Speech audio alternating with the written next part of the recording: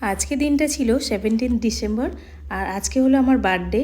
তো বাড়ির সবাই সেলিব্রেশন করতে চেয়েছিল, কিন্তু আমি বারণ করেছিলাম, কারণ আজকে আমার দুটো ব্রাইড ছিল। তো আমাকে 12টা থেকে 12:30টার মধ্যে বেরিয়ে যেতে হবে।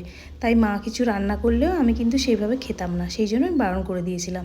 তারপর আমার বাড়ি আসতে 8টা 8:30 বেজে গেছিলো। এসে দেখলাম আমার দুই ভাজি বোনঝি সবাই মিলে আমার জন্য একটা সারপ্রাইজ প্ল্যান করেছিল। আর এই যে কেক নিয়ে এসছে, সবাই মধ্যে ডেকোরেশন করেছে। এটা হলো আমার ছোটো ভাইজি, ও ভীষণ এক্সাইটেড আমার বার্থডে। তো কেক কাটিং হলো, তারপর সবাইকে খাওয়ার পালা চলছে। আর এই যে আমার স্যাশে এবং মাথায় ক্রাউনটা কিন্তু ওরাই অ্যারেঞ্জ করেছে। আর কেকটা ছিল ভীষণ টেস্টি অরেঞ্জ ফ্লেভারের ছিল। তারপর কেকটা কাটার পর আমার দাদা, মা, ভাইঝি, বোনঝি, বৌদি সবাইকে খাইয়ে দিলাম। এবার সবাই মিলে আমাকে খাওয়াতে শুরু করেছে এক এক করে।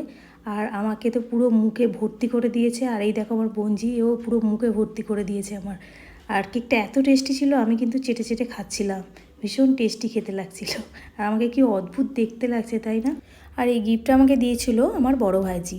তো দেখি কি আছে ওর মধ্যে। ও আমাকে বলেছিল কী আছে ওটা বলেনি, কিন্তু বলেছিল যে ওর মধ্যে তোমার মেকআপ রিলেটেড কিছু একটা হবে।